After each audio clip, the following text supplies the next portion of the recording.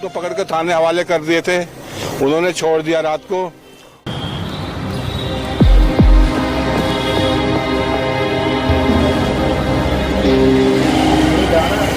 की पार्टी है और मेरा केस दबवाने के चक्कर से हमारे उसके जो एक्सीडेंट हुआ था रात को 11:30-12 के पहले हुआ है। 11:30-12 से पहले। तो जो दूसरा आदमी जो हॉस्पिटल ले गया, उनकी कार भी ले गई, मेरी बाइक भी ले गई, वहाँ पे उनको करके उसके बाद में हम लोग यहाँ आ गए। प्रशासन हम तो अपना खोए बैठे हैं, पूरा पैर सत्यानाश परिवार हो गया है। 5 लड़कियों के बाद में एक ही लड़का था हमारा। में चरस थी, चरस की बॉल थी और वहाँ शीट्स वगैरह जो होती है जिससे रोल वगैरह करते वो सारी चीज़ उनके पास अवेलेबल थी। और पुलिस स्टेशन में लाने के बाद उनसे पूछताछ हुई है, ना ही रात में उनकी एमएलसी करी गई, ना ही उनका मेडिकल हुआ, ना ही किसी भी तरीके का कोई प्रोसेस हुआ। उनको टाइम देखो 4 बज चुके हो, 4 बजे तक अभी तक पोस्टमार्टम नहीं हुआ है, ना ही हमें अभी तक हमारे भाई की बॉडी मिल पाई है। और अभी तक हमें कोई प्रॉपर तरीके से कोई अपडेट नहीं है कि जो सामने वाली पार्टी है उनको करके। पुलिस और प्रशासन हमेशा हमारी बात को, हमारी आवाज को दबाते हैं। कानून सिर्फ और सिर्फ अमीर लोगों के लिए है, गरीबों के लिए कोई कानून नहीं है। पुलिस हमारे कहीं ना कहीं मामले को दबाती नजर आ रही है। इसमें बाद में उनको यही बोल के उनको छोड़ दिया गया कि ये अरेस्टेबल केस नहीं है, पहले केस बनेगा, एफआईआर दर्ज हो गई है। अब उनको उन्होंने हमें जो एसएचओ साहब ने आश्वासन दिया था कि उनके एमएलसी के लिए उनको घर से उठा लिया गया।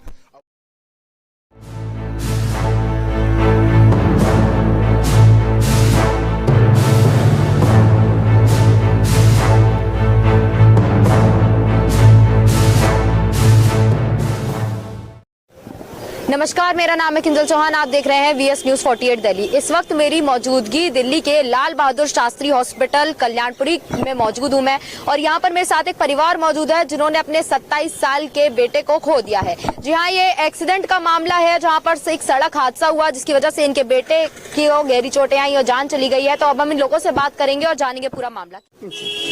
क्या नाम है आपका? हरिराम यादव। आप पिता है उनके? हाँ। क्या हुआ था? उनको रोड एक्सीडेंट हुआ है रेड लाइट पे।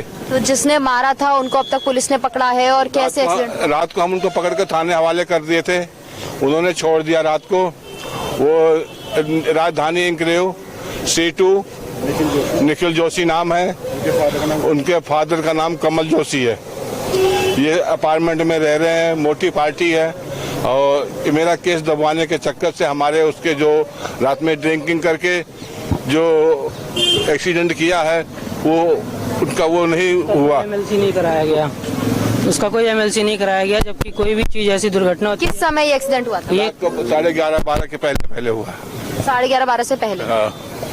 तो आप लोगों ने जिस आरोपी को पकड़ा उनको जब पुलिस के पास लेकर गए तो पुलिस ने कितनी देर में छोड़ दिया और क्या पूछताछ? हम लोग उनको करके हमारे पास में जो दूसरा आदमी जो हॉस्पिटल ले गया, उनकी कार भी ले गई, मेरी बाइक भी ले गई, वहाँ पे उनको करके उसके बाद में हम लोग यहाँ आ गए लाल बहादुर शास्त्री हॉस्पिटल। उसके बाद में उन्होंने कब छोड़ दिया हमें पता नहीं है। तो आप लोग जब अपने बेटे को हॉस्पिटल में लेकर आए थे उस समय उनकी हालत कैसी थी? नहीं तो वो लड़का तो कुछ सीरियस था, थोड़ा बहुत था। एक लड़का और था, 2 आदमी थे, एक के पैर में चोट लगी है और शरीर में चोट लगी है, वो नॉर्मल है। ये आके यहाँ पे थोड़ी देर के बाद में बोला मृत घोषित कर दिया। तो एक जो दूसरे वाले घायल है उनका क्या नाम? उनका सागर नाम है। उम्र कितनी थी? उनकी भी लगभग 27-28 साल की है। और ये दोनों किस पर सवार थे? मतलब ये दोनों मोटरसाइकिल पे, बुलेट पे थे। और जिस गाड़ी से एक्सीडेंट हुआ वो कौन? वो 4 व्हीलर है। 4 व्हीलर है, उसमें भी 3 आदमी थे, वो ड्रिंकिंग कर रखे थे। गाड़ी का कैमरा फुटेज है वहाँ पे, वो पूरा निकाल के हमें दिखा नहीं रहे हैं। तो आपके बेटे के साथ इस तरह की घटना हुई है, अब आप लोगों की क्या मांग है प्रशासन से कि क्या सजा उनको दी जाए? अब प्रशासन हम तो अपना खोए बैठे हैं, पूरा पैर सत्यानाश परिवार हो गया है। 5 लड़कियों के बाद में एक ही लड़का था हमारा। ठीक है, हमारा तो घर उजड़ गया, 2-3 घर बेकार हो गए सब। आपके इकलौता बेटा था, अब हम क्या कर सकते हैं? शादी सगाई कर दी थी, नवंबर में शादी थी। तो अब क्या चाहते हैं आप कि आरोपियों को क्या सजा दी जाए? आरोपी को सजा मिलना चाहिए, हमारा क्लेम हमें मिलना चाहिए। क्लेम हमारा जो क्लेम है वो हमें मिलना चाहिए, क्योंकि हम अपने बच्चों को उनको देख के, उनके माता पिता बीमार हैं, उनको देखभाल कौन करने वाला? एक ही लड़का था, कौन करेगा उसका? आप सब यहाँ पर हैं, आप लोगों ने एक्सीडेंट के वक्त उनकी हालत देखी थी, किस तरह की हालत थी, और जिन्होंने गाड़ी चलाई है, जिस गाड़ी से एक्सीडेंट हुआ है, उनकी गाड़ी में इस तरह का क्या सामान मिला है कि आप लोग कह सकते हैं कि ड्रिंक करके? ये बताएंगे इनका जो उनकी गाड़ी में क्या था, उनकी गाड़ी में चरस थी, चरस की बॉल थी और वहाँ शीट्स वगैरह जो होती है जिससे रोल वगैरह करते वो सारी चीज़ उनके पास अवेलेबल थी। और अभी उनकी जो गाड़ी भी पुलिस स्टेशन में खड़ी हुई है और अभी भी अगर आप गाड़ी चेक करेंगे, गाड़ी की अगर आप वीडियो लेंगे तो अभी भी वो जो चरस की बॉल है वो उसमें अभी भी गाड़ी के अंदर ही है वो। और मेरा तो ख्याल है वो रात में उन लोगों ने ड्रिंक भी कर रखी थी, प्लस वो 3 लोग थे। एक्सीडेंट होते के साथ ही जो एक बंदा था वो ऑन द स्पॉट वहां से भाग गया और बाकी 2 लोगों को पब्लिक ने वहीं पे पकड़ रखा था। फिर उन लोगों को पुलिस स्टेशन लेकर आए। पुलिस स्टेशन में लाने के बाद उनसे पूछताछ हुई है। ना ही रात में उनकी MLC करी गई, ना ही उनका मेडिकल हुआ, ना ही किसी भी तरीके का कोई प्रोसेस हुआ। उनको रात में बातचीत करके उनको उनके घर भेज दिया गया। लेकिन ऐसा क्यों हुआ कि पूरे मामले पर इतनी ज्यादा गहराई नहीं डाली गई, जबकि गाड़ियों में इस तरह का सामान भी मिला, तब भी कोई भी मेडिकल वगैरह नहीं हुआ? क्यों पुलिस ने मेडिकल इनिशिएट नहीं करा गया? पुलिस वाले हम ही को फोर्स कर रहे हैं। अगर आपको नार्कोटिक्स में केस करना है तो आप नार्कोटिक्स में कॉल करो। ये वो गाड़ी वहाँ खड़ी हुई है, आपको रीचेक करानी है, आप रीचेक करा लो, वो हमारी कॉल नहीं है। MLC के लिए भी हमने पोस्टमार्टम का टाइम हमें 11 बजे का दिया हुआ था और हमने बोला कि हमने सामने वाली पार्टी का MLC करा के दो, उसके बाद ही हम आगे पोस्टमार्टम पे इनिशिएट करेंगे। और अभी अगर आप टाइम देखो 4 बज चुके हो, 4 बजे तक अभी तक पोस्टमार्टम नहीं हुआ है, ना ही हमें अभी तक हमारे भाई की बॉडी मिल पाई है। और अभी तक हमें कोई प्रॉपर तरीके से कोई अपडेट नहीं है कि जो सामने वाली पार्टी है उनके ऊपर क्या कार्रवाई चल रही है या फिर क्या उनके ऊपर कॉल ली जा रही है। तो आपके भाई की बॉडी के लिए कितने बजे का समय दिया गया है और पोस्टमार्टम रिपोर्ट अब तक आई है? पोस्टमार्टम उन्होंने हमें जो टाइम दे रखा था सुबह 11 बजे का टाइम दे रखा हुआ था, बट हम ही लोगों ने उसको रोक के रखा। रीजन भी हमें सामने का प्रॉपर जस्टिफिकेशन चाहिए था कि सामने वाली पार्टी का MLC वगैरह रिपोर्ट्स वगैरह हुई है नहीं हुई है। हमें कोई भी अपडेट नहीं मिला, इसलिए हमने उसको रोक दिया और इसी की वजह से थोड़ा टाइम वेस्ट हुआ। और अभी उन्होंने हमें फिर आश्वासन दिया था SHO साहब ने कि हमें आधे घंटे के अंदर 1 घंटे के अंदर MLC रिपोर्ट्स मिल जाएगी। और अभी 4 बज चुके हैं, अभी तक मेरे पास MLC रिपोर्ट। कौन से थाने में केस दर्ज? ये मंडावली थाने में केस दर्ज है। आईओ का नाम है ब्रिजेश। तो अब आप लोगों ने देखा कि केस पर डील डाली जा रही है, तो इसका क्या कारण है कि क्या सामने वाले आरोपी की तरफ से पुलिस का कोई समर्थन? मेरा बेटा CA था, 20 लाख रुपए 30 लाख रुपए साल पता नहीं कितना पैकेज कमाता है, वो पढ़ा लिखा है और तुम्हारा लड़का गंवार है, ऐसे बता रहे हैं वो। तो क्या पढ़े लिखे होने, ये सारी बातें आईओ ने कही है? तो क्या पढ़े लिखे होने की वजह से उसके पास अधिकार है कि वो जैसे कि पुलिस वाले ने सुबह मैंडेट का सुबह पुलिस वालों ने हमें ये चीज बोली कि वो वेल क्वालिफाइड लोग हैं, पढ़े लिखे लोग हैं, ये सब चीजें।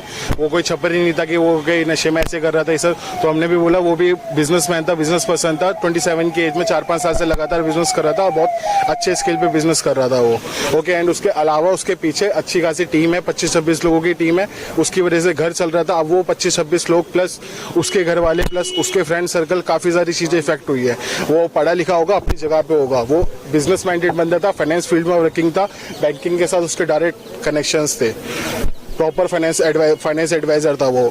पुलिस वालों ने अगर ये बात बोली कि वो लोग पढ़े लिखे हैं, तो क्या उन लोगों को इस चीज का अधिकार है कि वो किसी की भी जान इस तरीके से ले सकते हैं? बिल्कुल भी नहीं है, किसी के लिए नहीं। रूल सबके लिए सेम है। कोई अनपढ़ होगा उसको भी, अगर उसने किसी का मर्डर करा तो उसको फांसी होगी, कोई पढ़ा लिखा होगा, ग्रेजुएट होगा, उसको भी सेम सजा होगी। तो अब आप लोग क्या चाहते हैं? क्लेम देकर अगर आरोपियों को छोड़ दिया जाएगा तो आप सभी उसका समर्थन करते हैं? हम लोगों का क्लेम को लेके कोई भी वो नहीं है कि हमें क्लेम चाहिए। हमें सिंपल सा ये है कि आप प्रॉपर से जो भी FIR दर्ज करी जाए, प्रॉपर जो जिस तरीके से प्रोसीजर उसको प्रोसीजर फॉलो करा जाए, कोर्ट में भेजा जाए और सारी चीजें प्रॉपर तरीके से हो।